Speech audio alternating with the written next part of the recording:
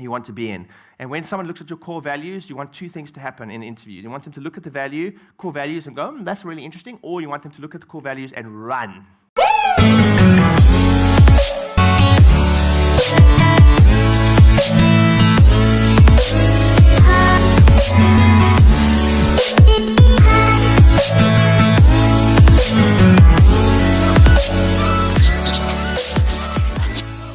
I'm not going to teach this now, which is hard for me. This is hard for me because I really enjoy this stuff.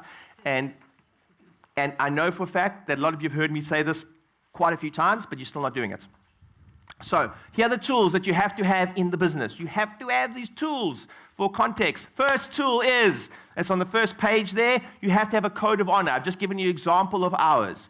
You have to have a code of honor. You have to have, in some way, shape, or form, rules. This is for you to, as quickly as possible, let a potential hire. This is how I want you to think about it. When someone new comes into the business, how are you, as quickly as possible, letting them know what this place is like?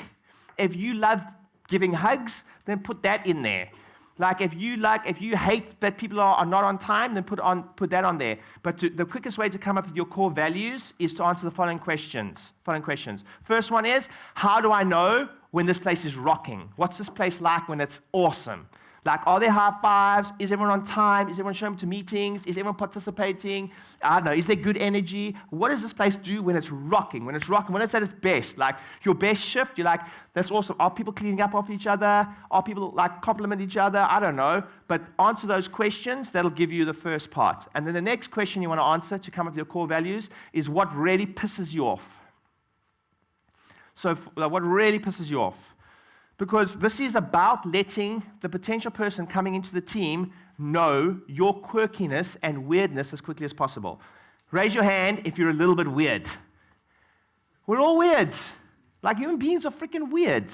I am uncomfortable about time. So what I mean by that is I am irrational. I have an irrational relationship with if I've got a meeting and 5 people are late, I'm irrational about it. The sweats happen. Okay, it's not rational. But I want someone in my team to know very quickly, just so you know, it's not you, it's me. I'm like a weirdo with that shit. So are you sure you're going to be okay with timeliness? You guys understand, yes? And what other weirdness do you have? Just so you know, I'm a little bit weird with this and this and this. Are you sure?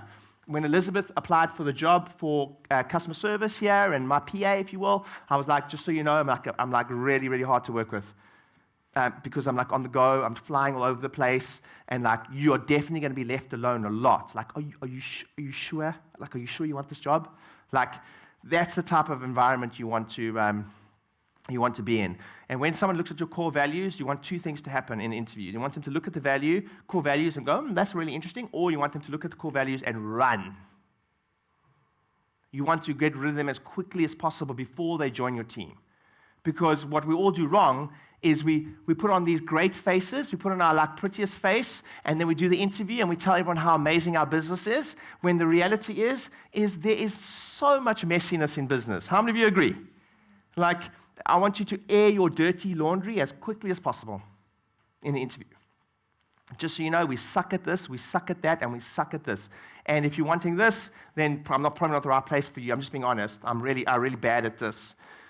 But if you want to come to a place where we embrace good energy and we compliment each other and we talk about personal development and we genuinely want the best for you, then we're a good place for you. But if you're wanting a place that's perfect to this, this, and this, then we're not a good place. Does it make sense? Yes. Cool. Core values.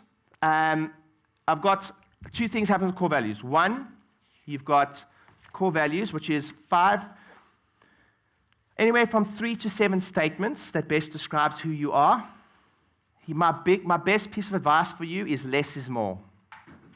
We've had 12, and it sucked. And then it sucked less at 8.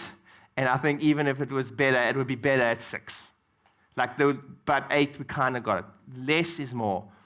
People won't remember more. People don't remember more than 6. But it just helps you control. It just helps you also be there to have the. Because in business, it sucks being the policeman all the time. And as a business owner, what you're all doing wrong, It's really tough for me not to teach this part, but I have to move away because we've got so much to cover. But I'll just cover this very, very quickly. In business, it's so hard being the policeman all the time, so you really need something. Instead of you being the policeman all the time, you need something that you get to go, is it okay if I call you on something in the core values? So that what a lot of people are doing wrong is they feel like they have to be policeman all the time because they're policing, when the core values is the policeman. It's just to go, hey, is it okay if I talk to you about something? Like, remember, core values, can I call you on core value number 4? Core value number 4 says, be early, prepared, and present. Why do you think I'm having this conversation with you? Well, I wasn't on time. Cool. Anything we need to talk about? No, I won't do it again. We're good. Then the core value is the policeman. Okay? And then, because people, if the one big mistake I see with core values is everyone's writing things like integrity. Like, your definition of integrity is completely different to somebody else's definition of integrity. So, you may have that in, but then you need something which is the next page, behind that page, which is something called your values speech. So then your values speech will give a bit more context to those sentences. So what do you mean by being on time? So for me, you might say, in this business, when I say be on time, I actually mean be early. So when Sir Clive Woodward, with his World Cup winning team, he threw a book in the middle of the circle and he said, we need to make the rules. So what are the rules, guys? What time do we have to be at a practice? Everyone's like, well, someone's like 30 minutes, whatever. Like, no, I think you should be dressed, ready to go 30 minutes before, or whatever it is. So they came up with the rules together, at the definitions of the rules. So that is a values speech. So if you look at this, another 3 or 4 sentences that just define that sentence. If you've got those 2 things, just those 2 things, your hiring is going to be way, way better. This is the whole interview, by the way. I'll just give that to someone. Great, read that. Write the sentence down. Any thoughts, fears, or concerns? Any thoughts, fears, or concerns? Please read those 2 things. Awesome. Any thoughts, fears, or concerns? That's the whole interview, basically.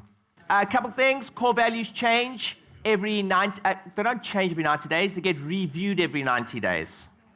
Okay, so don't get hung up on the core values because they get reviewed every 90 days. If you need to change them, you change them. Just get them out.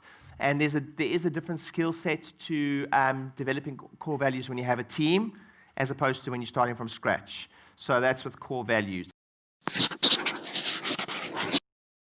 Hey guys, thanks for watching the video. I hope it was helpful. If you haven't yet subscribed, please subscribe, hit the like button, and share the video or leave a comment. It would really mean a lot to me. Also, if you haven't subscribed, my statistics show that over 70% of you that watch my videos aren't subscribed. Hit the subscribe button. You do not want to miss the practice growth strategies I'm going to be teaching over the next couple of months. See you on the other side.